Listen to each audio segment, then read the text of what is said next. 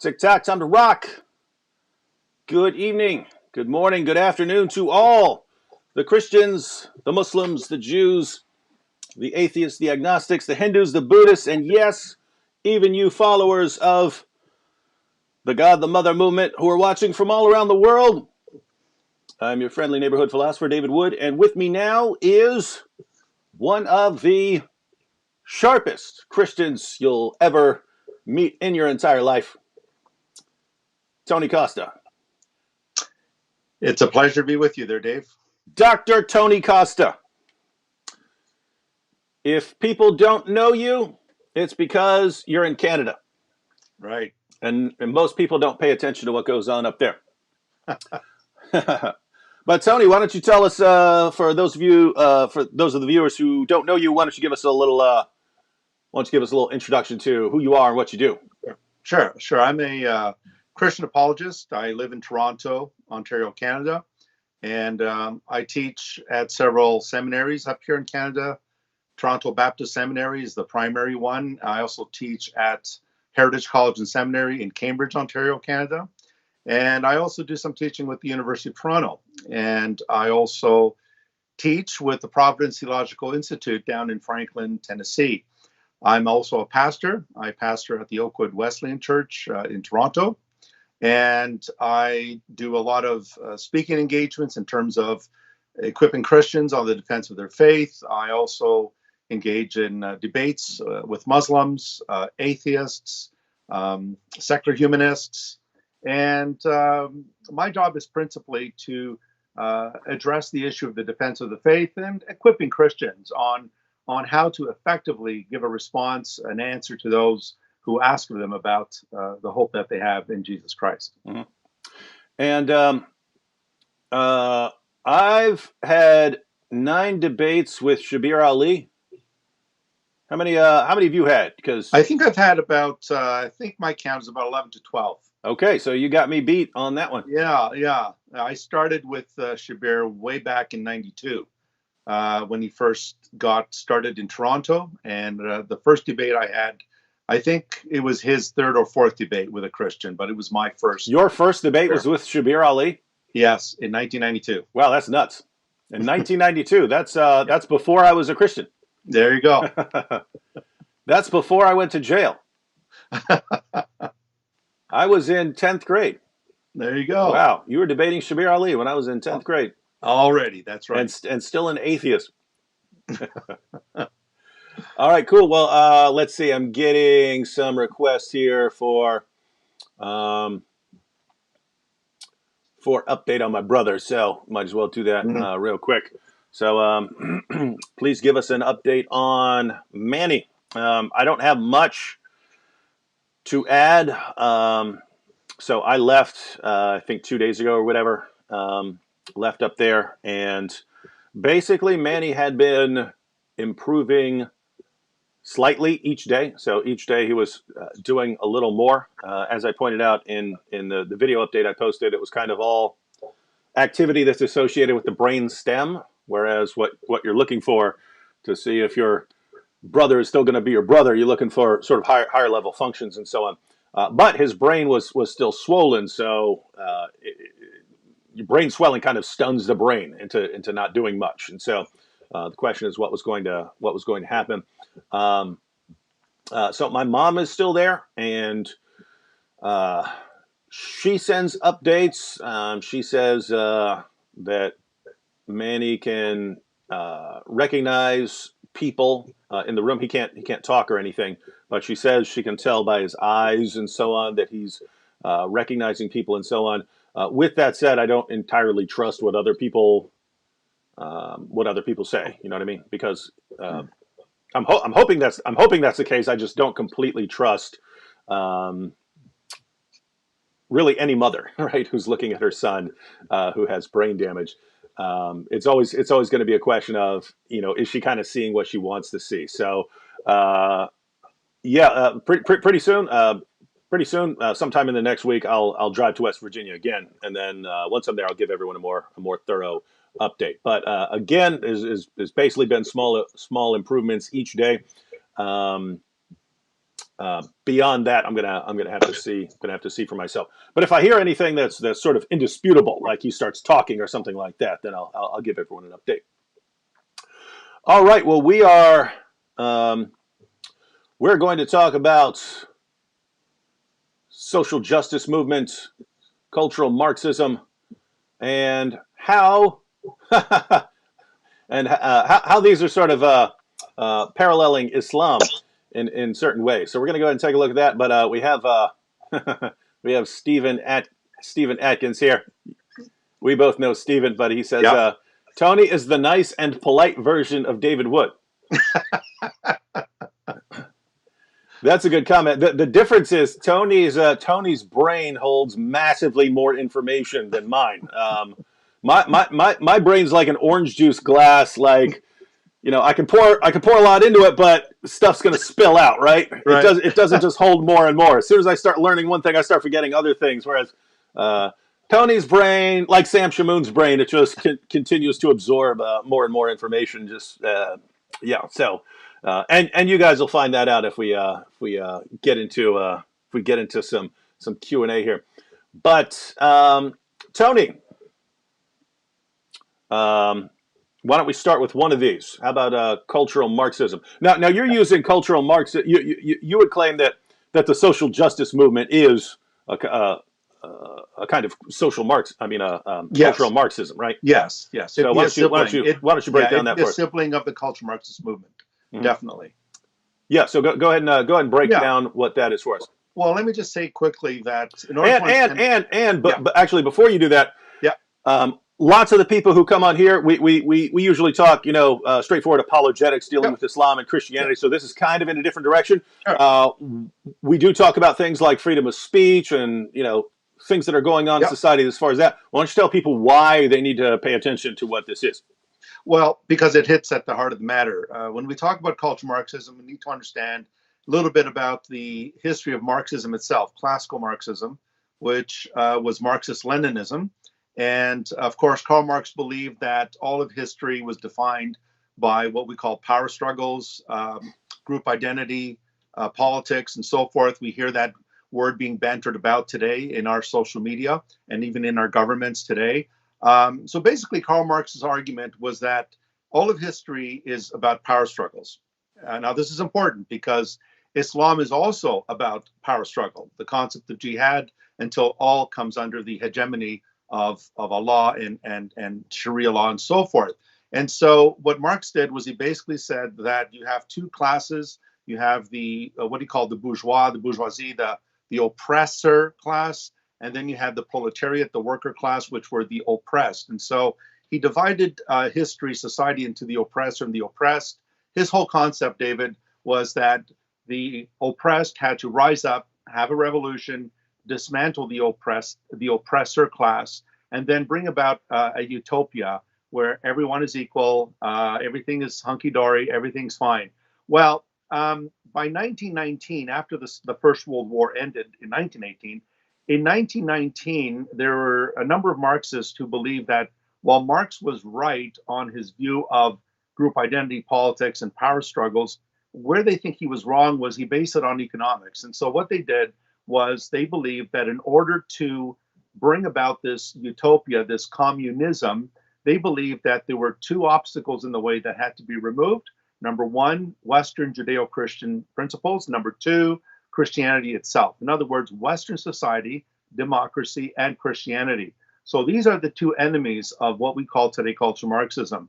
Other words we'll hear are words like white privilege, the patriarchy, diversity, multiculturalism, political correctness. All of these are shades of cultural Marxism. Now, where I see the similarity with Islam, of course, is that what Islam does is Islam also has this totalitarian worldview that all other classes are to be subdued and destroyed and subjugated, and Islam must reign supreme. And therefore, both are totalitarian in nature. The only difference is that Islam believes in a deity, in other words, in Allah, whereas social justice, cultural Marxism, for the most part, is atheistic.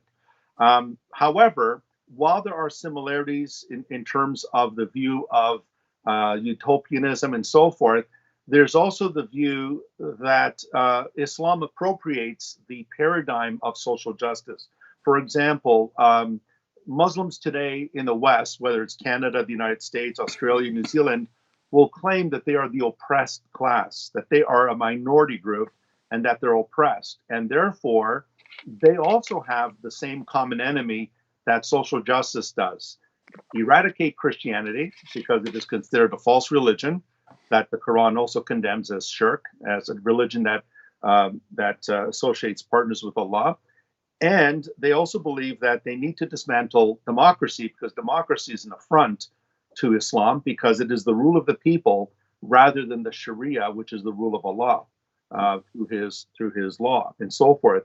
But what it has done is it has appropriated this paradigm of the oppressor oppressed, so that in the United States today, and I think you touched on this earlier, David, that in the United States today and in the West, for the most part, they are more concerned if mosques are being shot up than synagogues or even churches. And that's because we've been attuned in the West to look at Islam and Muslims as a minority group that is persecuted. And therefore, they have used words like Islamophobia to censure any critique of Islam. So there's a lot of intersectionality here when we look at Islam, when we look at cultural Marxism. They're very, very similar in their outlook. But what Islam does is it will join with the left in the United States. That's why Ilhan Omar, AOC, and most of these folks, you will notice, will side with Muslims over against traditional Christianity. And what they will do is they will join the chorus and say, the West is responsible for the Crusades. The West is responsible for the slave trade and so forth, where in actual fact, Islam initiated the slave trade in the 7th century in the Eastern Horn of Africa. And Islam actually triggered the Crusades, which, as you know, David, was a 400-year response to the Islamic invasions of the Middle East and North Africa as far as Spain and Portugal, Andalusia. And therefore, one second, Sam. Oh, go ahead and wrap that up, and then and then I have a couple quick questions and stuff, and then and also one thing I'll just say, and then I'll close up, is that we also hear a lot about colonization. We hear about the founding fathers were colonizers, and they came here and they booted out the First Nations people, the Native Americans, and so forth. But in actual fact, Islam has a huge history of colonization. And everywhere Islam has spread, it has spread Arab colonization, because wherever Islam goes, Muslim converts must take Arabic names. Cassius Clay, for example, took Muhammad Ali. Cat Stevens became Yusuf Islam. Everywhere Islam goes, it introduces Arabic culture. You have to read the Quran ideally in Arabic. You pray to Allah in Arabic, and you dress in Arabic style and fashion as Muhammad did and his wives and so forth. So while Islam has much in common with cultural Marxism, it also appropriates the paradigm tension between the oppressor and the oppressed, and actually it identifies itself as the victim in Western society. Mm-hmm. Oh, by the way, could you move about? Yep, there you go.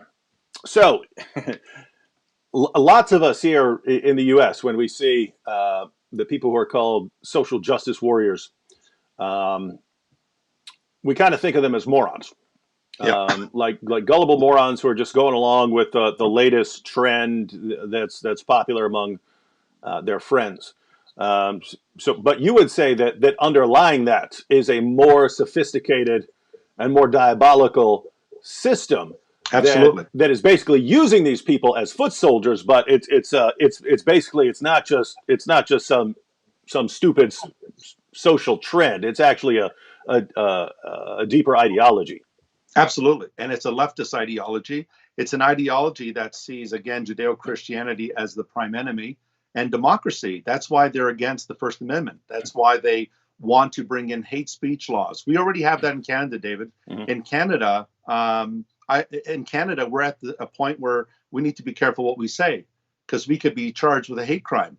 And now in the United States, that hasn't happened yet, but there are movements Mm-hmm. that are trying to undermine the First Amendment of the Constitution. Mm-hmm. And if that goes, then you're looking at the prospect of the United States becoming a socialist country.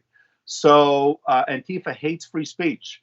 It hates any ideology that is against socialism. Mm-hmm. And Islam shares a lot in common with that. Islam hates free speech. You're not free to criticize the Quran. You're not free to criticize Muhammad, at least in an Islamic country. But even here in the West, the Danish cartoons were an example of this. You're not free to criticize Islam. Mm-hmm. And if you're not free to criticize an ideology, then the one who's in control is definitely not the free citizen. It's the government, whether it's the caliph or whether it's a socialist government or whether it's a Nazi government, as we saw under Hitler. In other words, they share the same common values. Yeah. So there are a few problems with the people wanting to shut down free speech, and you can see on sort of a little silly level why people would think that's a good idea. I've got my position, and wouldn't it be great if I could silence anyone who disagrees with my position? Wouldn't that be great? But in order to do that, someone has to be empowered to silence people. And once you've empowered people to silence others, how in the name of common sense do you think that they would never ever use that power against you? In other words, once you say, hey, President of the United States and Congress, we give you the authority to tell police officers that they can run around arresting people for saying certain things, and there are people who just think, wow, that's a really good idea, and that way they can go around silencing all my opponents. But now, if you ever do that, then you've just given the government the ability to silence anyone they want, even you. That's right. And then they define what hate speech is. They define what hate is. And if they can define that, David, then they can define your speech. They can compel your speech. Mm-hmm. So you're back to George Orwell's 1984. Yeah, and apart from that, there's a reason that societies that do that sort of thing don't flourish in the way that places like the United States have. Right.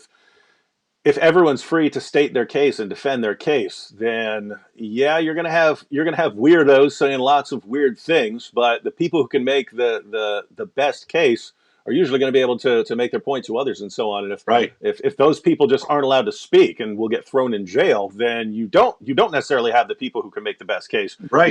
You have the people that the government approves of able to make their case. And I don't know if everyone has noticed, but there have been a lot of total garbage governments in the history of the world, right? Yes, there have been. Yes. Yeah, so you've got places like Pakistan that will sentence you to death if you say the wrong thing. You had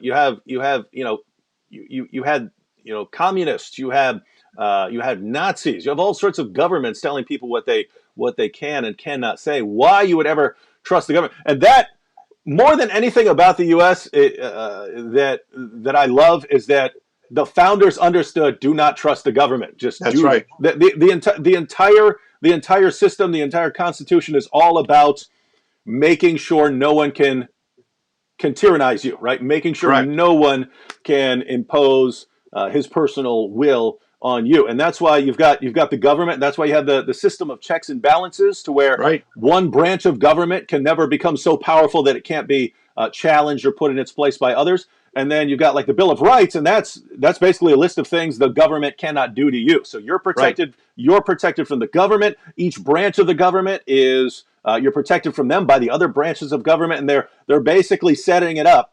Because keep in mind, when they think of bad government, they're thinking of a tyranny, right? They're thinking of a tyrant ruling over them, being able to say anything he wants. And they're saying, how can we set this up to make sure that this doesn't happen to us? But they also said they also believed you have to preserve it. You have to protect it, or someone's going to come along and take it away. So the Constitution doesn't just sit there and defend itself, right? It's a document. It can't defend itself. Right. Yeah. If you take the concept of tolerance, David, tolerance used to mean, look, I can agree to disagree with you agreeably. I can disagree with your ideas and still accept you as a person.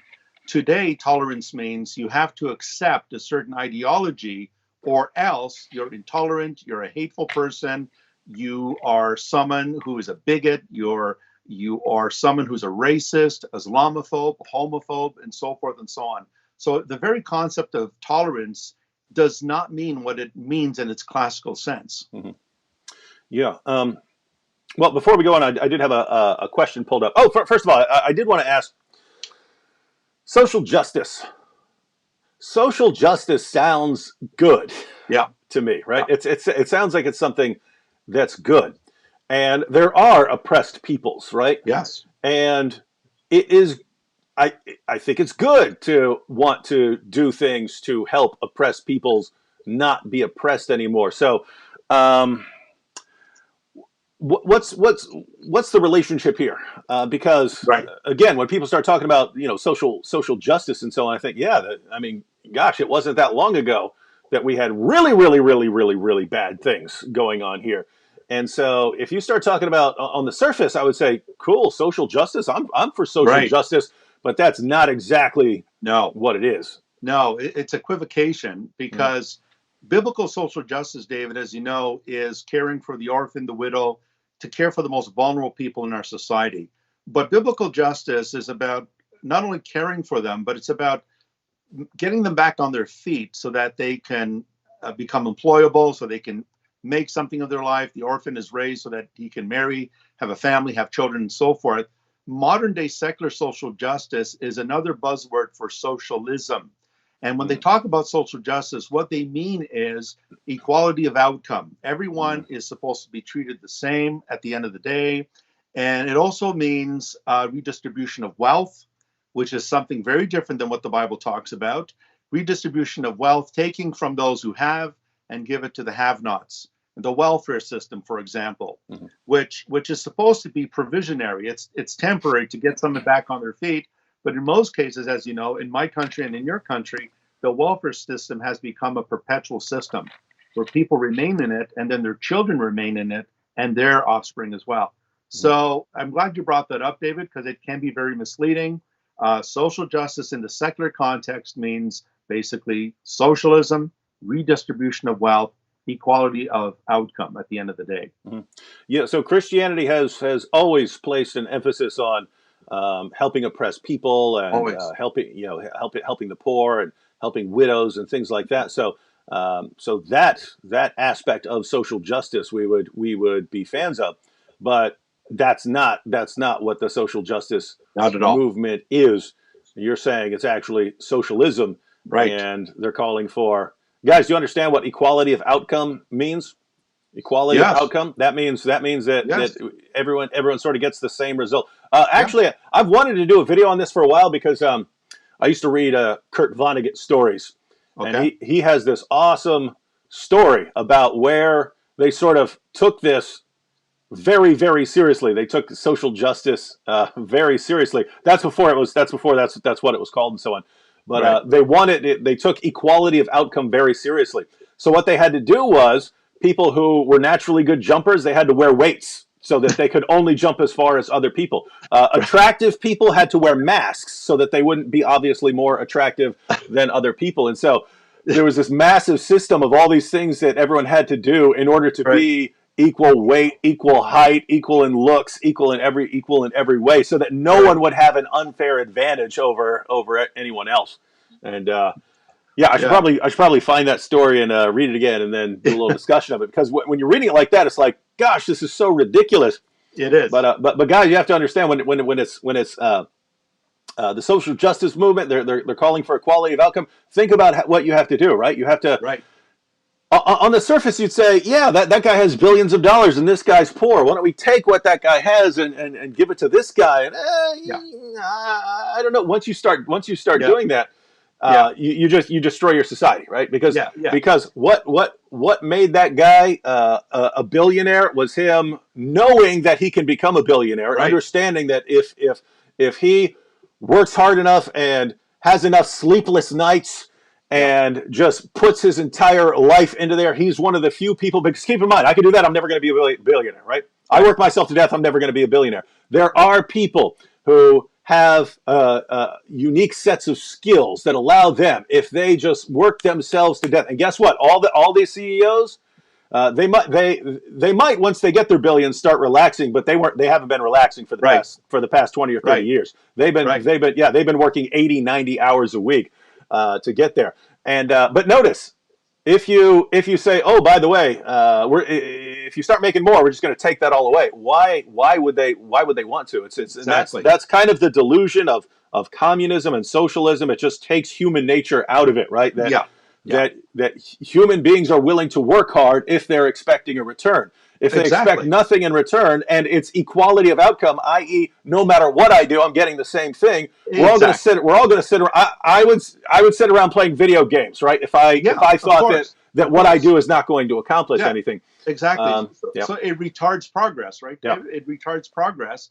And of course, the West was built on the concept of equality of opportunity. That Mm-hmm. if you apply yourself, if you study hard, if you get a job, if you're responsible, again, be responsible, get married, don't sleep around, be Mm-hmm. a responsible parent. If you work hard at what you have, you will accomplish something. That's the greatness of America, is that you can become something if you apply yourself. Mm-hmm. But that's not the case with equality of outcome. At the end, the assembly line just pops out the same product. Mm-hmm. Yep. Quick shout out to Dan Thayer on the super sticker there, and Eric B, who just joined the Boom Squad. So yeah, it's really weird in the sense of, social justice. It sounds one way, and that's where lots of people sort of get on board with it, not realizing what they're getting into. Same thing with equality of outcome. Mm-hmm. Sounds good. Hey, why do you have billionaires and poor people? Wouldn't it be good if we leveled the playing field? That sounds good. Not realizing, great, when people do this, they destroy their societies, because there's no incentive. And by Right. the way, guys, and you think, oh, that guy's got, the what's his name, Jeff Bezos or whatever, who runs Amazon, and he's got like over $100 billion and stuff. Those guys don't sit around with $100 billion under their mattress, right? Their money's usually in things like stocks and so on, and they usually keep investing it and start companies. In other words, that money is not sitting somewhere. That money is being circulated in various ways. Yes, he has stocks that he can exchange and get cash if he wants, but that cash is not sitting there. So anyway, these are the guys that give us jobs, right? These are the guys that give us jobs. And so you take them away, then you don't have people creating jobs, and you have to rely on the government to do it. And what did we learn from the founders of the United States? Do not trust your government to do things like that, right? Right. Guys, if you learn anything else from this discussion, the government sucks. The government sucks at pretty much everything it does. There are certain things that we only let the government do, like our military stuff.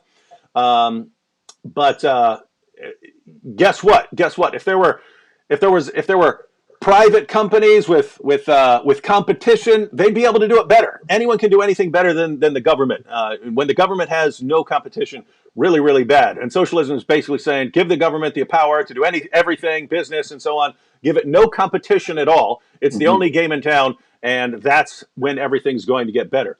Right. Oh my goodness! How it's like this when you say it like that, it's like the stupidest position anyone could ever offer, and this is what the young people are falling for.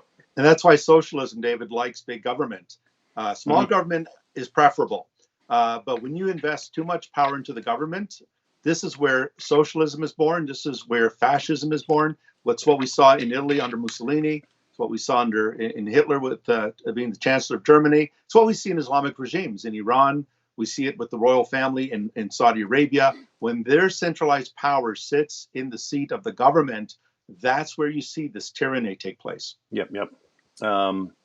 Eric B. and Jesse Armiger joined the Boom Squad. Smart move. That helps us keep going. I had a question here, but I put the question up here on the screen like probably 20 minutes ago or so. But Tracy asked, now I realize why I didn't ask this. I wanted to clarify social justice and stuff, and how what it sounds like is not necessarily what it is. Tracy says, Pastor, what do you do when the social justice stuff infects your church? How do we effectively combat this other than prayer? And let me go and flesh that out a little, right? because I have Christian friends. I have Christian friends who are on board with a lot of the social justice stuff. And this is a difficult issue because if you start coming out saying, "Hey, I'm not, this social justice warrior nonsense," Hmm. you start coming off like someone who's saying, "No, I'm not for, protecting oppressed peoples. I'm, lots of people who are in the movement. If you start criticizing social justice, they'll think you're a racist. They'll think you're all for the rich and you hate the poor and Right. things like that. Right. So what do you do there? Yeah, I think definition is important, David. That's why I appreciate you asking to define what we mean by social justice. Now, it is entering the church, but it enters it through another door called critical race theory. And this is something that is beginning to really shake the Southern Baptist Convention, this whole issue of critical race theory, rather. The way we address this is we need to define what it is. It derives from a worldview that is anti God, it's an atheistic, nihilistic, worldview that is rooted in Marxism. So we need to look at the root, and we need to bring this out that the root of this type of thinking is not based on the biblical worldview. It's based on, once again, an anti God, atheistic, nihilistic, that is, there's no meaning or purpose in this worldview.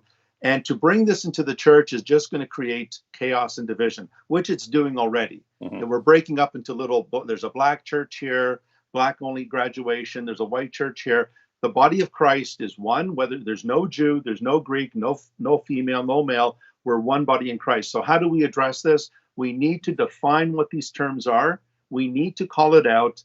We need to get to its root and say it derives from a very unbiblical, ungodly, atheistic worldview.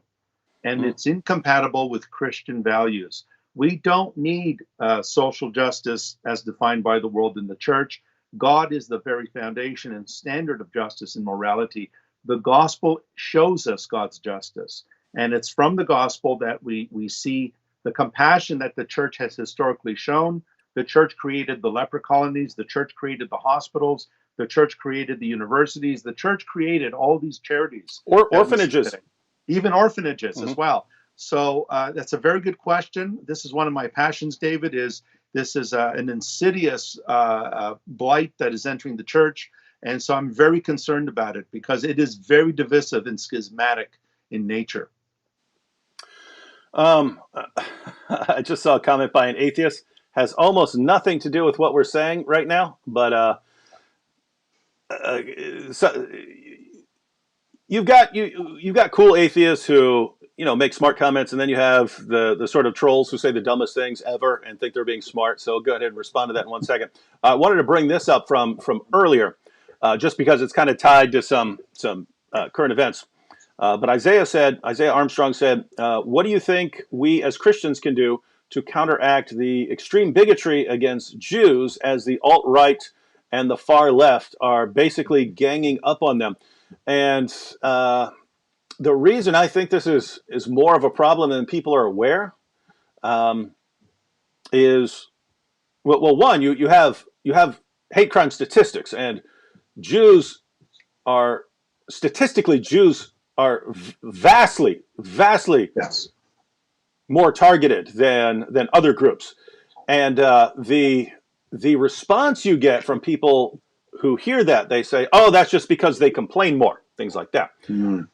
But I can just tell from the comments I get that there are a lot of people who really, really, really, really hate Jews, and they are on different sides of the spectrum. So you have alt-right guys who are Jews are behind everything, Jews are controlling everything, Jews need to be stopped. You have people on the left, Jews are behind everything, Jews need to be stopped, and so on. But basically, I can criticize Islam, I can criticize atheism, I can criticize all kinds of things. The moment I say anything about something that happened to Jews, I get flooded. Like I don't get flooded on anything else with people saying they deserve it all, it's their fault. Even Christians saying, but they had Jesus crucified and so on, and as if there should be some sort of connection in my mind, like, oh, these Jews being stabbed at their Hanukkah service, I really can't object to it because of something these Right. other particular Jews did 2,000 years ago. Hmm. Therefore, I mean that is so massively insane Yes. that there just has to be that I have to view this as a major problem in people's thinking. But so Yes. so what do you think about that? Yeah, I think it stems from what I was saying earlier about group identity politics, and it defines people by their groups. And so the Jews are being identified in a collective group here as somehow, in terms of the alt-right, in terms of, accusing them of being Christ killers, they possess this collective guilt.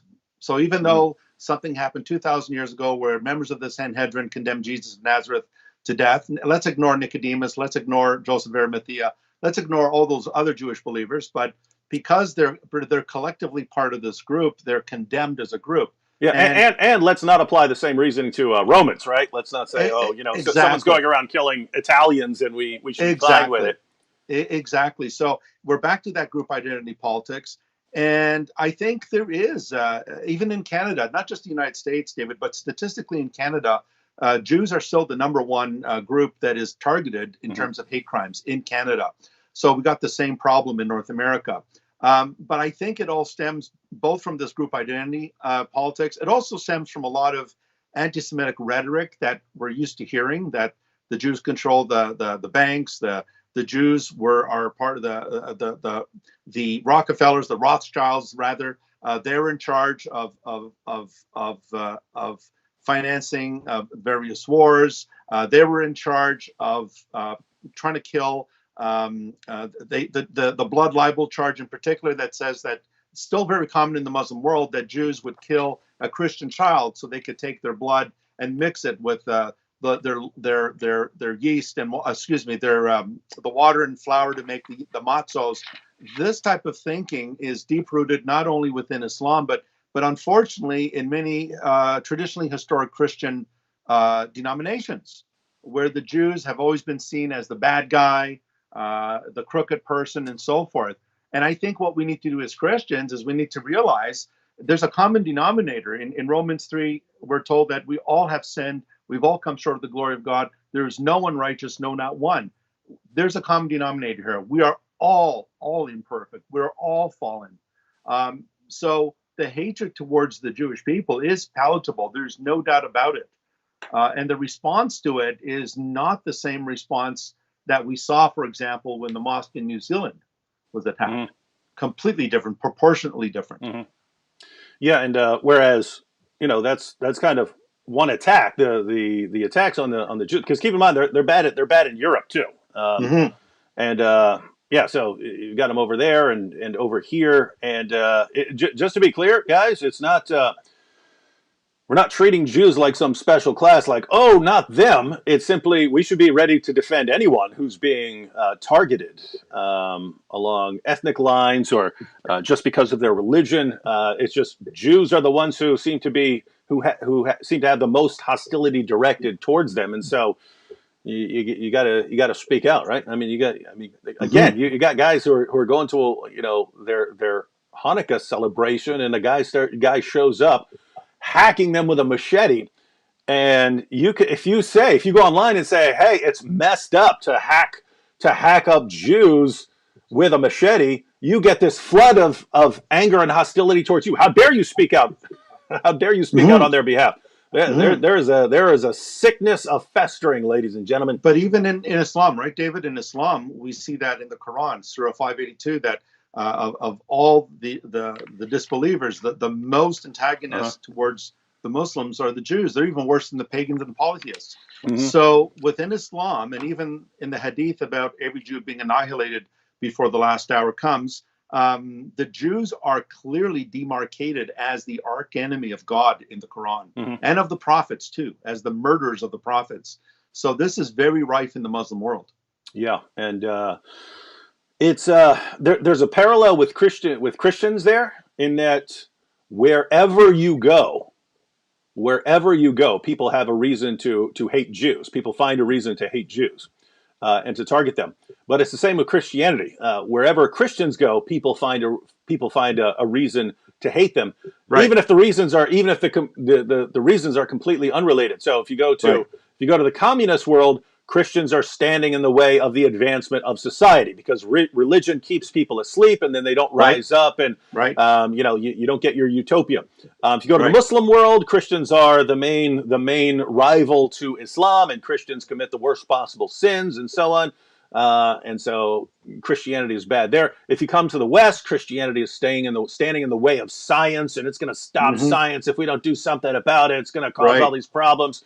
And so no matter where you go, notice those are completely different kinds of reasons to hate Christians, but everyone always finds a reason. But same with the Jews. And interesting. I think that's an interesting parallel. Okay, so wait, let me get this one real quick. Pahantu said, "Will Trump join the boom boom room?" Trump's already been in the boom boom room. So look up Muhammad meets Donald Trump. We already did that one. Vocab played both parts. He played Muhammad and Donald Trump. All right, here we have an atheist. Totally off topic. Not surprising from some of the atheists here. It doesn't matter. You could be talking about any philosophical issue, any political issue, and they'll come in there. Oh, you're Sky Daddy, and that's like the going term, right? Yeah. Sky Daddy. I came up with that myself. Sky Daddy. It's like the last 9,000 guys. I obviously think you're wrong about atheism and so on, but do you need to be so unoriginal? Could you have some sort of original thought at any point in your life? That's what bothers me. That's what bothers me more than anything. Just these guys that I call them Dawkins drones. You know what I mean? They just come out here posting the same thing over and over again. So I mean, it'll be almost word for word, right? Like they all run up, "Your sky, oh my Sky Daddy, my Sky Daddy, my Sky Daddy." It's so dumb. Anyway, it's kind of a different topic, but wanted to go ahead and address this real quick. But Andy LH says, "Hey, what's the difference between a Christian and a nun?" The Christian needs to believe in an imaginary Sky Daddy to convince themselves murder is wrong. The Christian needs to believe in an imaginary Sky Daddy to convince themselves murder is wrong. Now, I haven't seen you address anything like this, Tony, but I just happen to know you're good in whatever area comes up. What do you think about that? Is that the Christian position? We need an imaginary Sky Daddy to convince ourselves murder is wrong? No, absolutely not. But what we do need is we need an objective moral standard. Because if we don't have an objective moral standard, then anything goes. What makes murder wrong? Like the atheist is presuming by his very question that murder is wrong or evil or immoral. But by what standard does he judge that? The Christian has an objective moral standard, which is rooted in God himself. It's nothing new here, David. Plato believed the same idea, that objective morality rested in what he called the monad, the one, the good. And so it actually backfires on the atheist, because the atheist, by his very admission, is already granting that murder is wrong. And he's simply saying, well, we need to believe in God or a Sky Daddy to believe that it's wrong. Well, that is an illogical form of argumentation, because he is demolishing his own argument by presuming that there's a moral code. The moment he says that, he mentions murder, he's presuming that it's an evil thing. I'm justified in my position in calling murder objectively evil. The atheist has no grounds to say that what Mao Zedong, Stalin, Lenin, Pol Pot, Hitler, what these men did in history was not evil, was not immoral, because they have no objective standard. And so basically sawing the branch on which he is sitting on.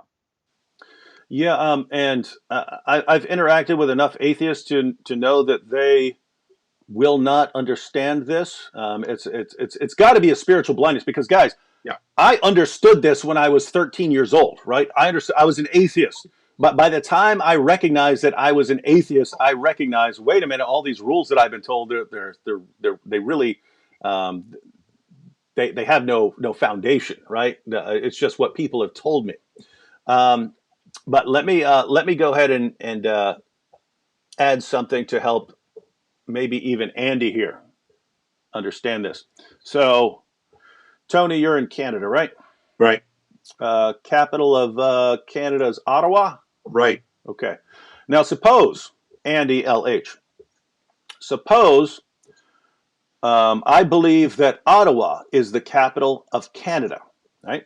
You could say I'm justified in believing that Ottawa is the capital of Canada. Where did I, do that? I can't remember exactly. I've read it somewhere, learned it in school, something, seen it on a Right. map, something like that. But I believe that Ottawa is the capital of Canada. All right, so you would say I'm justified in believing that. Now, suppose I find out, suppose I learn that a mad scientist brainwashed me into believing that Ottawa is the capital of Canada. Now, once I find that out, once I find out that a mad scientist has brainwashed me into thinking that Ottawa is the capital of Canada, am I then justified in believing that Ottawa is the capital of Canada? Yes. And so I would say, if I find out that the only reason I believe that Ottawa is the capital of Canada is because I've been brainwashed, someone toyed with my brain, that I'd have to say, well, I'm not justified in believing it until I go out and verify it, right? Because if I know that the process by which I concluded that is brainwashing, well, I don't know the intentions of the brainwasher, right? He could be brainwashing me into believing something that's false. He could be brainwashing That's me right. into believing something is true. Right. So I would no longer be justified in believing that until I go out and verify it somehow. All right. So now think about this, right? My moral beliefs that murder is wrong, that torturing old ladies for fun is wrong, that these things are wrong. We all believe these things. We believe these things.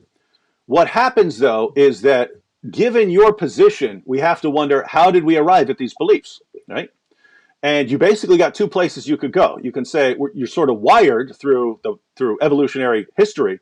You became wired to believe that murder is wrong, that torturing old ladies for fun is wrong, that generally harming others without some sort of good reason is wrong, and that we now have some sort of herd mentality, herd instinct, and so we believe that those kinds of things are wrong. But if you believe that that is the source of our moral claims, it's similar to finding out that your belief has been brainwashed into you, right? You should immediately think, whoa, if the process by which I arrived at my moral views, my moral positions, is just that some ancestors, some people back in history were better at humping and finding food and killing their enemies with a spear, and because they were wired in a certain way, now I'm wired in a certain way. If that's the basis of your moral claims, that's why I believe that this is wrong, because the people who had that did a better job at killing their enemies and reproducing than people who didn't have that. They didn't do as well. If that's what you think your moral claim is, that's just very weird, because we end up with all sorts of creatures doing all kinds of things, right? A lion that moves into a new pride of lions will kill all the baby lions in the pride Right. to make room for its own offspring. I can't imagine you saying, well, the lion is wired to do that, therefore it's morally right, right? It doesn't have anything to do with morally right. That's just the way it's wired to do. So Right. if your claim is simply that you're wired to do, because of your evolutionary history, you're wired to do certain things, that doesn't make it right or wrong. It has nothing to do with it. So if that's what your view of murder is, then it's nonsense. It's nonsense. You're just saying, because of my evolutionary history, I'm wired to believe that murder is wrong, and therefore, ha ha ha, stupid Christians, how could you not believe that murder is wrong? Well, following this reasoning, if ancestors who believe that murder is fine had done better and reproduce more, then you'd believe that now, and that would be your only basis. So that's kind of silly. Your other alternative is society has raised you to believe that murder is wrong. So your society has basically told you all your life that murder is wrong, and now you believe it. Now, notice one thing, right? When a Christian who grows up in a Christian society believes in Christianity, you say, you're so stupid, you can't think for yourself. You're a Christian because you were told all your life that Christianity is true. That's why you believe it. You're so dumb. Mm-hmm. And then every atheist says all the things that are wrong that they basically heard all their lives are wrong. Right. Right. And they don't realize they're inconsistent skeptics. What they really mean is, anything I don't want to believe in, I'm going to be skeptical about. Anything I do want to believe in, I'm going to be completely gullible about. And any Right. sort of evidence will be fine. So you could say society, but notice the problem you have here. I pointed this out before. In Pakistan, if a girl walks down the street without a male escort, her own family will beat her to death. And they feel so strongly about that they will do it, and the brother will just walk right into the police station and say, yeah, I just killed my sister, I had to. And very, very frequently, the police will have to let him go because there will be an uproar if the police keep him locked up, because the general population is so convinced that what he did was wonderful, right? So notice he feels just as strongly that he has to slaughter his sister over walking down the street. He feels even more strongly that that is right than you feel that it's wrong. So what am I to base my moral positions on? His feelings or your feelings? His Right. society or your society? So, dude, you're the gullible one here. You're so utterly clueless that you don't realize the implications of your own worldview. You can't grasp them because you're so busy poking at other people, making fun of other people's views, that you never stop to analyze your own and see how utterly inconsistent and hypocritical it is. You're not a skeptic. You're a fake skeptic. When you examine Christian claims, you dial your skepticism level up to a 10 so that nothing can possibly count as evidence. And then when you examine your own claims, you dial your skepticism level down to 1 so that anything qualifies as clear proof. Just one more time. If a Christian says, gosh, I just know that God exists, man, I just know that Christianity is true, you'd say, you're a complete moron for claiming like that. If you can't lay down your reasons crystal clear and show me exactly why in a scientific manner that your views are right, you're a complete moron. But if we could notice, we could apply that exact same argument to your position on any moral issue. You could do it yourself, but you won't. And you could say, okay, until you show me scientifically that murder is wrong, then you're a complete moron for believing it. You're just believing what you've been told to believe, and you have no scientific basis for anything you're saying, and you just won't do it. So, silly position. All right, Tony, what do you got? Okay, I was just going to concur with everything you said, David, that at the end of the day, his atheistic worldview does not permit for there to be an objective moral reason for his own existence or the existence of the universe, and there's no objective moral reason for morality even to exist. So at the end of the day, his view is just as valuable as everyone else's view in the world. Yep. Shout out to Lisa Look for the super sticker. Tony, why don't we get back to sort of the connection between cultural Marxism or the social justice movement and Islam, because this puzzles lots of people. In the sense that if you look at their moral claims and certain moral values, these guys are diametrically opposed, right? In Islam, homosexuals are executed. In Islam, women are intellectually inferior, the morally inferior. Most of the inhabitants of hell are women. So, I mean, that it's the Quran specifically says that women are inferior to men and that men can beat them into submission when they get out of line. Your average social justice warrior would be horrified at that sort of thing.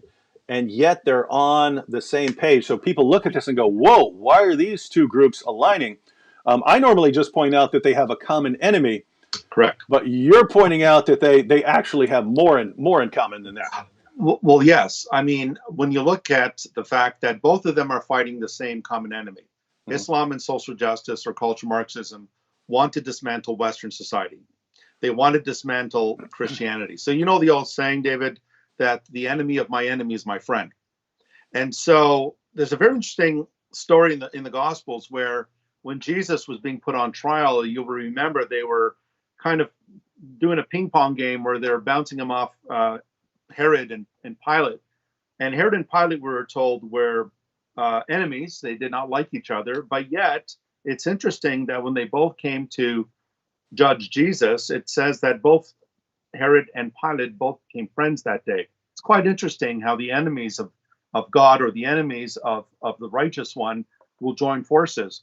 So what I find there is that the Muslims know very well what they're doing. So, for example, you have LGBTQ for Palestinians, where in the Palestinian territories, they would throw them off the highest building and stone them to death. That is, the homosexuals.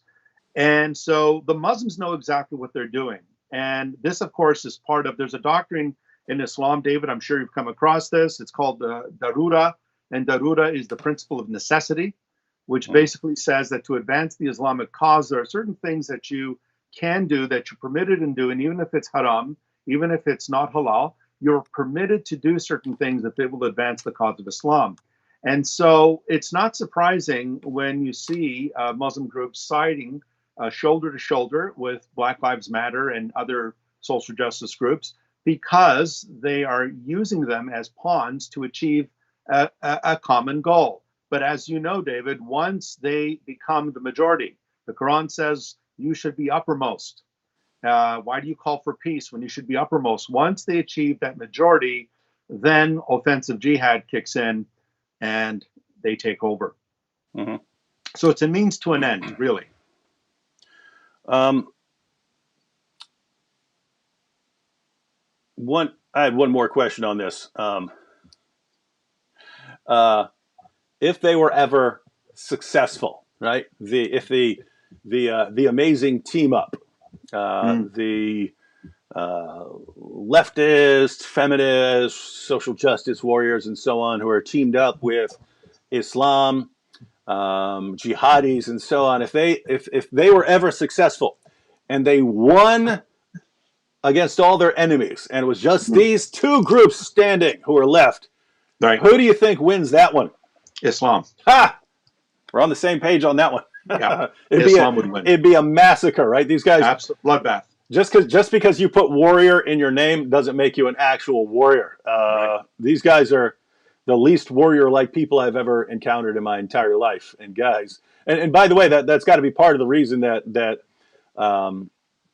serious Muslims don't mind teaming up with them, is that they understand, hey, we can use these guys, but when it comes down to it, these guys are no threat at all to us. We can walk all over them. These are guys these are guys who just back down from any serious fight. You see Hezbollah and Hamas, even though Hezbollah is Shia and Hamas is Sunni, you will actually see Hezbollah and Hamas joining forces to take out Israel, to decimate Israel. But at the end of the day, only one of those two are going to stand. You're not going to have Sunnis and Shias working together in fellowship. One of them is going to outdo the other. Mm-hmm. Yeah. All right. We did have a couple follow-up comments. Based on our discussion of atheism and its moral foundations. Some nobody points out, what about consistent atheists who deny morality? I would say that is a consistent position in terms of, if an atheist says, hey, what I believe about my claim that murder is wrong is, yes, just that I've been wired with some herd instinct, and then that's kind of been told to me by society, and that's all I mean by it. I mean, I just don't like murder because I've been conditioned not to like murder. But if I'd been conditioned some other way, I wouldn't believe that murder is wrong. Like if I'd grown up in a completely different environment where you can go around killing people and robbing people and stuff, I'd believe that was fine. That would be a consistent position, right? I could have, I would not respect the position, but I would at least respect the consistency. But at the end of the day, I think it's kind of unlivable. What do you think, Tony? No, I agree with you. I think we need to define what we mean by the whole issue of morality. Is it objective, which is the theistic worldview that God defines good and evil, or is it subjective, that we define morality, or is it nihilistic? Is it illusory, which is the view of Friedrich Nietzsche, the German philosopher, and also Michael Ruse, who is a famous philosopher of evolution, and he claims that ethics has no moral foundation. It's simply illusory. Mm-hmm. So at the end of the day, what the atheist is not answering is the nature of morality. Is it objective? Is it subjective? Is it illusory? Because, as you rightly said, David, he might think it's wrong to kill people, but then there are others who would say it's perfectly natural. But all the leading atheists that I know, J.L. Mackie and others like him, all of them consistently say, if there is no God, there is no objective morality. So mm-hmm. At the end of the day, our atheist friend cannot say that murder is evil. Mm-hmm. He could say, I don't think it's right because it's harmful. Mm-hmm. Or he can say, and by the way, what I mean by the word evil is just stuff I really, really don't like. Yeah. Right, right. Which again is subjective. Mhm. It doesn't necessarily mean that rape is really evil. It's only evil because you think it's wrong. It's injurious. But that says nothing about whether rape is objectively evil or not. Mm. I have a standard that is consistent that says humans are made in God's image. We're not to murder. We're not to steal. We're not to violate a woman. And based on that standard, I could say that rape is always evil. Murder is always evil, including abortion is always evil because children are made in God's image. The unborn are made in God's image. The atheist can't say that. The atheist pays his dime and he just takes his dozen. Yeah. So I hope you guys are getting that, but I'm assuming you don't because this is just by experience. It's just funny to me, Tony, that and again, I'm talking about certain atheists here because I know brilliant atheists, and I have tons of atheists on this channel who love my videos, but the sort of atheists that come along bickering over things and stuff like that, no matter how clearly you explain it, they still don't get it, right? They seem incapable. Again, this is something I recognized with crystal clarity when I was 13 years old. Wait a minute. If there is no real moral law giver, if there's no real foundation of it, then I've basically been wired to do this, in which case that doesn't tell me anything objective. I could have been wired to do something different, and then I would have different beliefs. So none of those are, it's not objectively right and wrong. It's just the way I'm wired. That doesn't work. Or it's society, and society sees very different things about morality. Right. And so that can't be the foundation. So unless an atheist comes up with a foundation, then they got a problem here, right? And you can explain that as crystal clear as day, and they will not get it. It's just like when you explain the moral argument for the existence of God to them, they go, what, you're saying we can't be moral? It's like, oh, are you listening, right? But I mean, I've seen like atheist debaters. The moral argument is laid out to them, and like, what? You're saying I can't be moral like the rest of you? That's nonsense. And it's just you start thinking, wait a minute. If you're the guys who can't follow any arguments, and you're the ones who are claiming that there's no good evidence that God exists, and one more time, you're the guys who can't understand very simple arguments, then what business do you have telling us that there's no good evidence for the existence of God when you guys can't understand simple arguments, right? Right. You see the problem there. But let me pull up this next comment because it actually ties into this very well. So Scar Hiccup says, Act 17 apologetics. You are missing the point. I love it when an atheist tells me I'm missing the point and that he clearly does not understand anything we said. You are missing the point.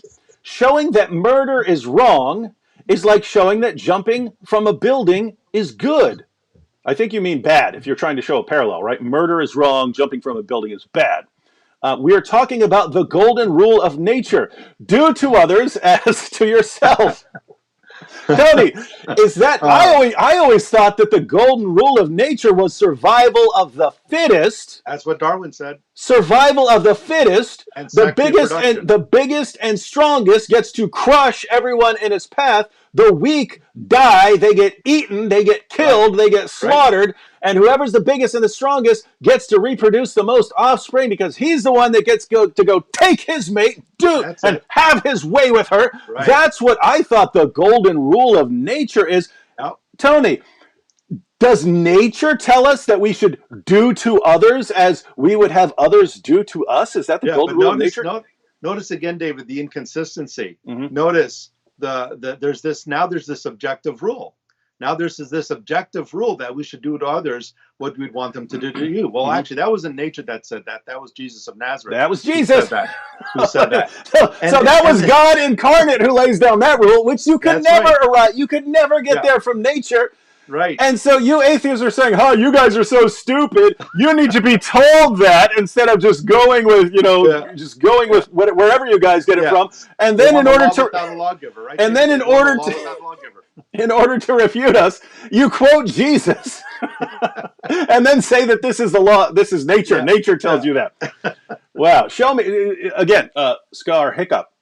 Show me what scientific experiment you performed to show that you should do to others as you would have them do to you. Show me your scientific evidence for that. That's a moral law. You don't find that with a microscope. You don't find it with a telescope, right? You could say something like that could be wired into you, but being wired into you there are rapists who are just kind of wired to do that, right? They have an obsession. There are pedophiles who are just wired somehow. Their wiring is messed up, and they just like molesting children. They're attracted to children. How insane do you have to be to say, "Oh, the way you're wired, that's morality," or something like that? That's insane. At the same time, if you say, "Well, whatever society says, that's what morality is," that's utterly ridiculous, right? That's utterly ridiculous, because the morality you get from the United States, or from Nazi Germany, or from communist Russia, or from Muslim Pakistan, you get very, very, very different views about the status of killing other people. So if it's just society, where is it? And notice, guys, you guys are the ones who start this. We're completely happy talking about something else. You guys come in and start running your mouths. You don't understand anything. Everything you say is completely ridiculous and stupid. And and at the end of the day, you still don't get it. You just. And again, what bothers me most, apart from the lack of originality, what bothers me most about all of this is that you have no idea how inconsistent you're being. If a Christian just stomps his foot and says, "I believe in God, I feel it in my heart, I feel it within me that God exists," you say, "That's no evidence that God exists, and you're a moron for making that claim." You guys will turn around, "I just feel it, I know it, that all my moral beliefs are correct, and I just feel them, and no, I can't defend them, I can't offer you any evidence for them, but I just know that they're true, I feel them inside me." And that's 100% proof. It's hilarious. It'd be hilarious if it wasn't so absolutely pathetic and sad. Any thoughts on that? I do appreciate the comic relief, David. I think they're there to give us some comic relief. Yeah, that's why. I mean, if you're sitting there, you're talking about cultural Marxism, social justice warriors, and the Islamic team up. It's kind of sad. You know what I mean? It's sad. So we thank our atheist friends here. We thank our atheist friends for jumping in there and lightening things up by displaying their utter ridiculous stupidity. And one more time, just because I know you guys have problems understanding simple statements, I'm not talking about all atheists. I'm talking about you guys. I'm talking about you guys who were just commenting, right? The things you just said are very, very stupid. It doesn't mean you're stupid. You can say stupid things and not be stupid, right? You can have a belief and you've never examined it, you've never thought through it, and you've been so worked up by hanging out with your fellow atheists that you just don't realize how stupid your claims are, right? But if you are intelligent, you should be able to understand what we just said and to realize, whoa, I've got a problem here. Maybe instead of running my mouth in the chat section, I need to be doing some serious reflection on my moral claims to try and really get to the bottom of this. And if you don't do that, if you still just keep coming, Christian Sky Daddy, then I can only conclude that you are a complete, utter, total moron. And, I don't say that to be mean. I don't say that out of hatred. I say that because I think you need to hear that, right? You're being told by all kinds of people, "Oh, if you're smart, if you're smart, you'll be an atheist. If you're smart, you'll be an atheist," and you absorb that and you think you're smart because you're running around talking about sky daddies. Someone needs to tell you your positions are stupid. If you can't see if you don't understand what we just said, even though we've pointed out 15 different ways, and I understood it completely when I was a teenager, and if you still can't get it, then you're stupid, and you should really, really study hard. And I think someone needs to tell you that. And just because you're stupid doesn't mean you can't get this. It means you're going to have to try harder, right? A stupid person can learn math and stuff like that. It's just he just has to work harder at it. So you can work harder at it, and you can eventually understand what we just said. All right, here's a quick question. We'll probably start wrapping up here pretty soon. Wait, got the Bill ABC TV in the super chat said, "I like Dave. Jesus is the truth. I am saved because of Jesus, his grace, and my faith that he died for my sins." Oh, okay, so we've got a cool little message there. I am that I am said. So this goes back to what we were saying about leftists and Muslims being aligned, and yet they're having very different views. I am that I am said, "Now, I am not a Muslim, but just because you would consider something sexist or immoral in the Quran, Allah made consider it to be good. I think the objection here is just because we find something bad in the Quran, that from a Muslim perspective, Allah made it good. But that's not the point we're making at all. The point we were making is leftists have a set of moral views, right? Those don't line up at all with what we find in the Quran. So even apart from saying whether what the Quran says is wrong or immoral, right? The point is, whichever side is saying something wrong or immoral, they disagree. They're fundamentally opposed, and yet they're united, right? You could go down through their list of moral claims about women, about sexuality, about homosexuality, about all these kinds of things. You could list the claims, right? About how you should treat people who differ from you around the world in different cultures and so on. You could go down the list, and these guys have very, very, very, very different moral views, and yet they're united as if they're on the same page. So that's the point. That's the point we were making there. And just go ahead and break that down for us one more time, Tony. The point that we were making about why these groups would be united in spite of that horrible. In spite of that horrible level of disagreement they have. Yeah, I mean, again, it's because their common enemy is the same. So Western democratic values is the enemy of social justice warriors and also of Islam, and Christianity in particular. Christianity is the enemy, again, of both social justice and Islam. So they do have a common enemy, and in those terms, they would unite. Where they differ, of course, is that the social justice warriors have bought into the oppressed oppressor paradigm, and so they think the Muslims are this oppressed minority that they need to defend, just like they need to defend LGBTQ and all the other oppressed groups. But at the end of the day, what we're saying is that the value system that the Muslims hold to is a completely different one. And in Islam, they will allow themselves to engage in certain activities that will result in the end with the subjugation of the unbelievers, of the kafir, under the Islamic hegemony. So at the end of the day, the Muslims know exactly what they're doing. They're using these groups to their own advantage. Now, Vladimir Lenin, David, I don't know if you know this, but he referred to those who were proponents of his cause, he referred to them as useful idiots. He called them useful idiots for the cause.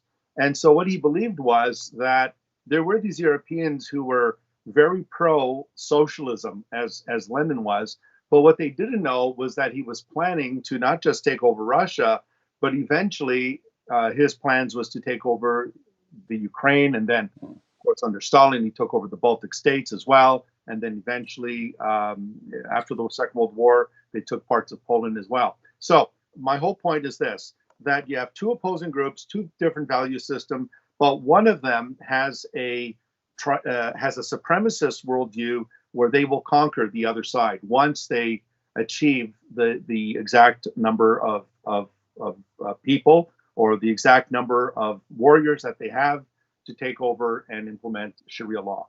Mm-hmm. We got another atheist question. We got some more from the atheists. Keep in mind, guys, as we are sitting here, sort of just shredding these comments. Keep in mind, we didn't start this. Yeah. We had no interest at all in talking about this. We were talking about cultural Marxism and the social justice movement, its connection with Islam. I have no idea why atheists wouldn't just sit there and cheer us on. They have to come in there, and it's like they need attention, right? It's like they need attention, like, hey, you guys are talking about that? No, talk about us. Sky Daddy, Sky Daddy, Sky Daddy. Can you give me some attention over here? Guys, if you want attention, I'll give you attention. I got no problem with that. Whoops. Got no problem with that. So, okay, so here's the latest from Scar Hiccup. and you know what's funny? Before I even get the comment, I know once we've blast any sort of intellectual foundation and shown exactly what we mean, that the atheist is going to turn it into some emotional direction, right? I know it before they do it, right? It's like clockwork, right? Yeah. Again, guys, what's with the lack of originality, right? I could predict you guys down to like, I could tell you, you're going to say this, and you're going to say this, and you're going to say this, and you're going to say this, and you're going to say this, right? So what's going to come up? Hell, right? Obviously. Oh. All right, Scar Hiccup. David, as a Christian, you see me being an atheist as a filthy creature who would burn in hell for the eternity. Now, Tony, you can correct me if I'm wrong here. You're the theologian. According to Christianity, aren't we all filthy creatures? Yes. Okay, so we're all sinful. Yeah, we're all sinful. And Scar Hiccup, apart from you being very, very dumb. And guys, just for those of you who are thinking, no, you're being too mean. If Scar Hiccup keeps coming and posting this stuff, then he obviously thinks he's really, really smart. And he's not. He needs to hear it, right? When Jesus blasted the scribes and Pharisees, you whitewashed tombs, you snakes, right? That you could say, oh, that's mean, but he told them what they needed to hear, right? If someone is making the dumbest claims I've ever heard in my entire life and still thinks he's like outsmarting us, that person needs to hear, guys, this is dumb. This is dumb stuff. So, David, as a Christian, you see me being an atheist as a filthy creature who would burn in hell for eternity. Even Hitler even was baptized before his death would be your brother in heaven. Madness. Now, we can point out all kinds of things right here. No, Hitler could be baptized 1,000 times. That doesn't get it, right? So, doesn't make you a Christian. So your entire picture of Christianity is wrong. And again, Tony, I'm confused because atheists are the ones who just back everything up with facts and only go with the evidence points, only go where the evidence points, and they only say things that are true and right because they study so much. And when I look at their comments, it's like they've never studied anything, and they just blab a bunch of things that have no basis outside of their feelings and things they heard from and their they friends. have no course in logic. You know they failed logic. Yeah, obviously. Because there is no logic here. Okay, so again, Scar Hiccup. The Christian position is we're all sinners. We're all our righteousness is as filthy rags before the Almighty. Therefore, if we are going to be with God, we need a righteousness that doesn't come from ourselves. That righteousness has to come from someone else. So God gives us His righteousness through the gospel, and so it's not that you're filthy. Again, apart from you just being woefully inadequate in your reasoning, you've probably lived a better life than I have. Right? Mm-hmm. I did bad things. I've done bad things in my life. Yeah. So yeah, but notice the point I'd like to make is, when you say this is madness, even though everything you're saying is wrong, suppose everything you were saying is right, and you say it's madness. What's your basis? The way you're wired. You have no foundation for saying anything is right or wrong, right? We've shown that. Yet, Scar Hiccup is making an objective statement while denying there's objective meaning and morality. So he's just gone in a circle. He just jumped in a boat with one oar and he's done a complete circle. Again, all you could be telling us right now is the way you feel, right? We understand you. We understand you. You feel repulsed by lots of these things. But I mean, again, if I were you, now I'm just being serious. If I were you, and I just, I keep making these claims, and they just keep getting easily ripped to shreds, and it becomes apparent that I have just no clue what I'm talking about. And if I were doing that, and I kept seeing that, my positions ripped to shreds, I would stop commenting. I would go study. I don't understand why this is so difficult, right, guys? Notice I don't talk about many topics. I talk about Islam. Why? Because I study Islam a lot. I'll talk about atheism. Why? Because I kind of have a background in that, and I have a PhD in philosophy, but a lot of my work was in sort of philosophy of religion issues. So I've gone through all the highest levels of atheist scholarship and atheist reasoning. That's why I'm happy to kind of talk about that. I don't go talking about a lot of other stuff, right? You don't see me talking about Hinduism. Why? Because I don't have much of an idea of what I'm talking about, right? What amazes me is atheists who, again, claim to be the champions of reasoning and logic and evidence and facts, constantly talk about things they clearly have never studied in their entire lives. They have no clue what they're talking about. They're blurting out error after error after error after error after error after error after error. And they're pointing to us, people who are very, very careful in what we say, and people who spend our lives researching the things we talk about, and we're the stupid ones, and these guys who've never studied anything in their entire lives and will never take the time because they're too busy making fun of everyone in the comments, in the chat of a YouTube video, they're the champions of reason. That is so flipped that, guys, you got to understand, you're the ones who've been brainwashed here. You're the ones who've been conditioned. You've been conditioned to think that if you're running around typing Sky Daddy, you're the smart ones. And people who've dedicated their entire lives to studying these issues, dealing with the philosophical issues and so on, studying book after book, studying the opposition, studying people who disagree with us, we're the dumb ones because, you know, the Sky Daddy thing that you brought up. It's so pathetic. It's so pathetic, guys. Sorry again, but you need to hear that. Anything you wanted to add? Yeah, I was just going to add, David, that a lot of atheists don't realize, but they simply confirm what the Bible says about them, and that is suppressing the truth and unrighteousness. So there's a suppression of truth, and the reason for that is they don't want to acknowledge their need for Christ. They don't want to acknowledge their sin. They don't delight in holiness. They don't delight in the fear of God. There is no fear of God in them. They don't seek after God. And so the irony here is they kick against the very God who has perfectly defined their rebellion. And it's not to say that we don't care about atheists. We pray for them. We pray that God would be merciful to them, that they would repent of their sin and come to know Christ. Because you and I can't do it, David. I don't know. I'm sure you and I, we've never converted a soul outside of God's grace. It's God's grace that changes the hearts of sinners. So. All right, a couple more comments and then we'll close out. That'll be about an hour and a half in.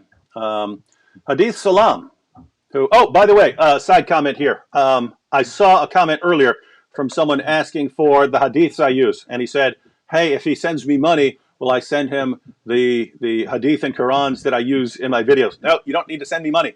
I'll just tell you right now. I'll tell you right now. And matter of fact, if someone could, I think it would have to be, oh, wait, I don't think people can post links in here anymore. Maybe I'll pull it up real quick. Hang on. The website that you can go to, it's a Muslim website. I'm going to post the link here as soon as I pull it up. The website, why is this coming up? The website that I use is kalamallah.com, and I'm posting it right now. But it's kalamallah.com, and when you see the hadiths and so on the screen, this is where I got them. I have the hard copies. I have the hard copies all over right here. But it's kind of hard to keep scanning books. So I downloaded the PDFs. But when you see that I have the source on the screen, that's because I downloaded the PDF from Kalamallah. So you can go right there. There's the link. Oops. There's the link. Hopefully that popped up. But you go there, and you've got multiple translations of the Quran there. You have them with parallel Arabic and so on. So you have the same Qurans that I normally use, and you have all the hadith collections that I normally use. So you have Sahih al-Bukhari, Sahih Muslim, Sunan Abu Dawud, Sunan an-Nasai, Jami at-Tirmidhi, and so on. You have all of those PDFs. You can download them all, have them on your computer, and what that allows you to do is, if you ever want to look up a reference that someone has given, bam, it's right there. Oh, also, what's cool about them? They're searchable. So if you type in Aisha, you can have every reference to Aisha in the sources. So, yep, hope that helps. All right, now, so anyway, I remember that comment because this guy goes by Hadith Salam. Hadith Salam says he's an atheist. But he says here, we are claiming that objective morality is subjectively defined. But I get you want a better definition of morality. What in the name of common sense are you talking about? Objective morality is subjectively defined. I don't think he understands what we mean here. Our point, correct me if I'm wrong, Tony, our point is there is no objective morality on your system, right? That's right. Outside of God, yeah. Did you catch that, Hadith Salam? We're saying that all you have is subjective morality. If your worldview is correct, all you have is subjective morality. That's our claim. So I have no idea why you're saying your view is that objective morality is subjectively defined. There is no objective morality. That's our point. And once again, if you can show that there is objective morality, we'd love to see it. But guess what? You can't do that as an atheist, and that's why serious atheist philosophers would agree with what we're saying, right? They agree with us. They would agree there's no objective morality if atheism is true. It's a delusion. Now, what's amazing is atheists love to, oh, you Christians have your delusion, you have your God delusion, and they have what you might call the morality delusion, right? Mm-hmm. They believe that there's this delusion that they have objective morality when they don't. All right, and you want to add anything to that? There were one or two more comments. Well, I think that's a contradiction. I think that what he was saying was, so he said objective morality is subjectively defined. Is that what he said, David? Objective morality is subjectively defined. Yeah. Yeah, which is a subjective statement that he's making. So it kind of falls on its face. I think he needs to understand that when we say that objective morality, what objective morality means for those who may be watching and don't know, is that something is true whether or not you believe it. Uh-huh. 2 and 2 is 4, whether you like it or not. It will always be 4. It has always been 4. It will be 4 when the universe collapses. It'll be 4 when you die. It is true, and it will always remain true. Even if the majority of Nazis believed, or Germans believed, that what Hitler did during the his Nazi regime was right, it would not make it right, because murder is objectively evil at all times. And notice, even if the entire world, if every last, suppose Hitler had won and had forced everyone to be indoctrinated and to believe his position, if 100% of the human population agreed that what Hitler did was right, it would still be wrong. That's what we mean by objectively wrong. Correct. Because morality is not a popularity count. It's not a popularity vote. It's objectively true. Yeah. So Hadith Salam posted that, and then there's a comment here by Hadith Salam. Keep in mind, I have 2 screens here, so I'm looking at. I'm able to pull up sort of comments on 2 screens. Hadith Salam down here says. It's basically when we said, hey, the atheists keep showing up with comments and then we refute them. He says, if that was happening, I agree, but it is not happening. We don't get shredded. Just theists don't tell us what is reasonable. Every reason you give is what we have considered before. No, you're missing the point. You haven't considered it. You don't understand the arguments, right? I know this. When a theist brings up the moral argument and you go, oh, you're saying we can't be moral, or something like that. You're saying we can't be good, right? You're saying you're better than us, or you're saying we're garbage, we're filth, and you're not. It's clear you have no clue what anyone is talking about, right? You're not able to follow the argument. So that's what we're saying. And I have to say that's the case with most arguments for theism. You guys don't get them. You guys don't understand the arguments. And I mean, Tony, don't we try to understand the arguments of people we disagree with? I mean, I did my entire doctoral dissertation on a particular version of what's called the argument from evil, the argument that if God exists, that if God existed, there wouldn't be the kinds and varieties and extent of human and animal suffering we see around us.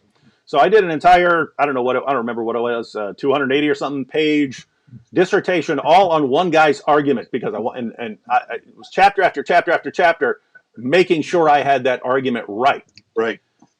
And atheists, you just don't get, you wouldn't even pass your dissertation during your thesis defense if you can't even articulate the opposing side. You have to accurately represent the opposing side, and so at the end of the day, it all hinges on argument, on whether or not you are, as Christians, you and I, David, are keenly interested in being truthful. We want to represent Islam correctly. We want to represent the atheistic side correctly. But unfortunately, our atheist friends don't realize that under Islam, not only do the LGBTQ folks go down, the atheists are finished under Sharia law. And so in a Christian society, if there even is one today, atheists are safe. You'll notice atheists are able to say this mainly in Western democratic free countries, David, where they're able to articulate their hatred for God or hatred for Christ and the gospel. But in an Islamic country, the penalty for atheism is death. And so, I mean, they really should consider the ramifications if the United States ever does become a Sharia country, a Sharia law compliant country. Yeah, that's kind of another example of something they haven't really thought through. But it is occurring to people now, primarily in Europe, because they're seeing the results. And Richard Dawkins was being interviewed in an article, and he said, I have mixed feelings I have mixed feelings about the decline of Christianity in Europe because Yes. I think it may have been a bulwark against something worse. Right? Yes. And he said, I fear the alternative. Mm-hmm. So, guys, think about that. And the reason that this is kind of a different point than we were making with the morality issue and so on. It's just that atheists are running around. Anytime Christians talk, they start mocking and so on, not realizing, guys, if you are successful in what you're trying to do, look what happened in Europe. Say what you want about Christians in Europe. They fought wars, things like that. Say what you want, but for 14 centuries, Christians said, whatever else happens around here, we are not going to be controlled by that over there. Whatever else happens, whatever our disagreements are, whatever wars we have, we are not going to be controlled by that thing, namely Islam. The second Europe starts going secular, you can't hand it over fast enough, right? So you might want to start thinking about that, and it probably has something to do with Christians having moral foundations that aren't simply a matter of delusion, that we can take a stand to the death on certain issues and not back down. Once you sweep them away, it's kind of whoever screams the loudest who wins the debate on morality, and the people who scream the loudest are the social justice warriors and so on, and then they're teaming up with Islam, and so look at the situation you guys are in. It's probably again, guys, do some study and do some serious reflection and thinking, because this is not good. Hey, here's a funny comment. So Hadith Salam, after bringing these things up, Hadith Salam says, "Could we move on from morality and go back to talking Marxists?" Yeah. Marxism is atheistic as well, so yeah. They do make good bedfellows. Yeah. So, Hadith Salam. Morality is not a good topic for atheists. But keep in mind, I've said it before. We did not start this. But we did finish it.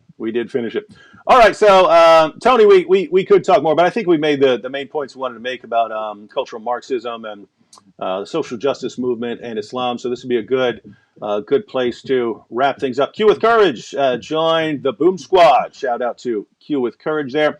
All right, Tony, any final thoughts before we wrap up?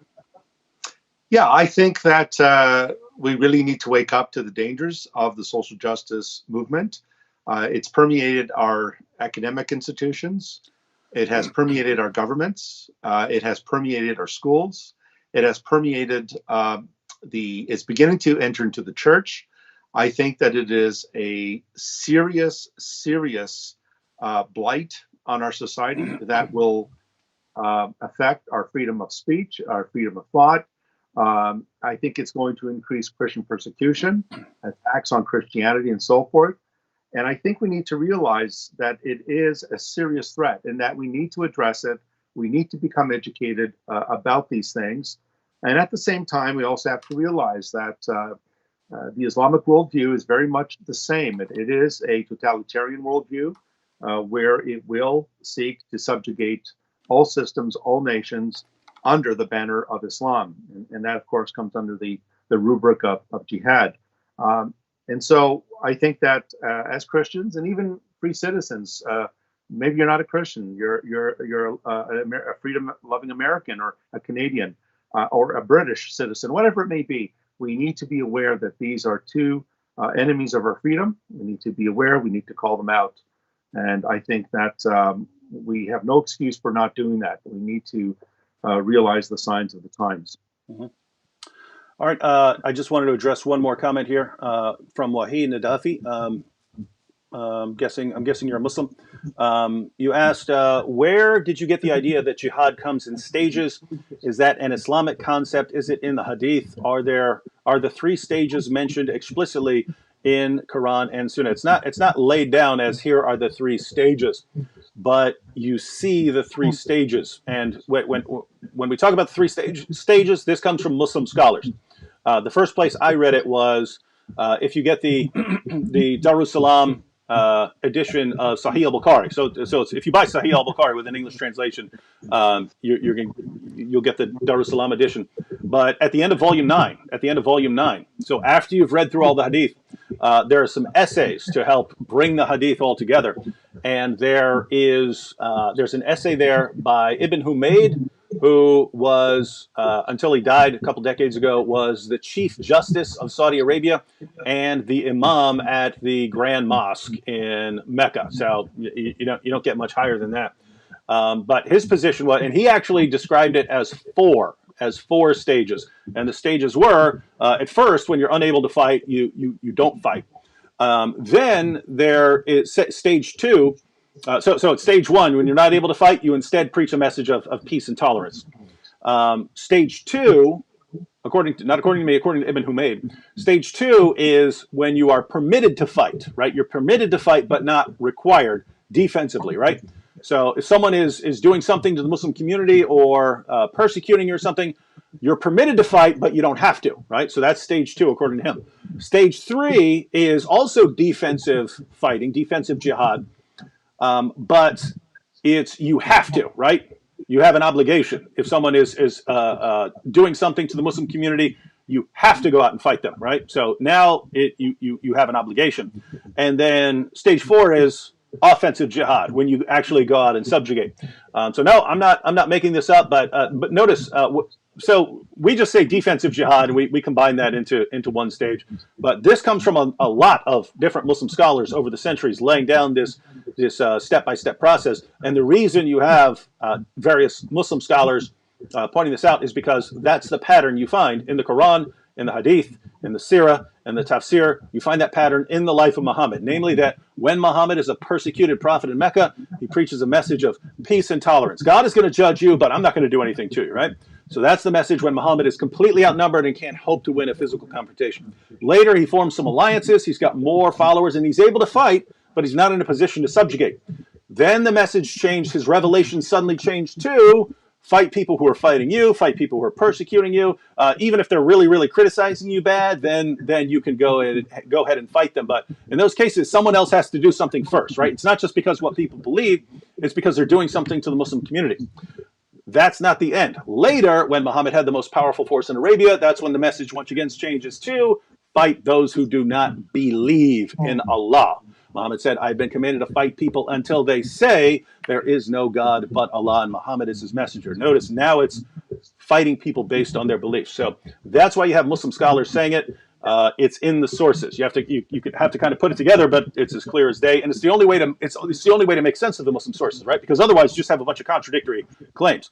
The Islamic doctrine of abrogation is how you reconcile all these. That you're proceeding to different stages here. All right. Thank you to Tony Costa for joining me. And I'm sure Tony will be back with us.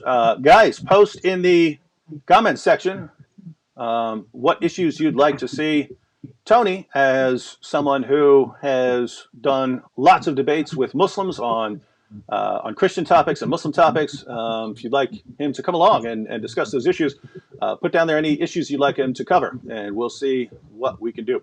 All right. Thanks to everyone who's joined us, and I believe I will be back tomorrow night since it's New Year's. I think I'm going to be on here with Vocab, and I think we'll just have a little New Year's party. Probably start at 10 and just go live until a little after midnight, and that'll reign in the new year.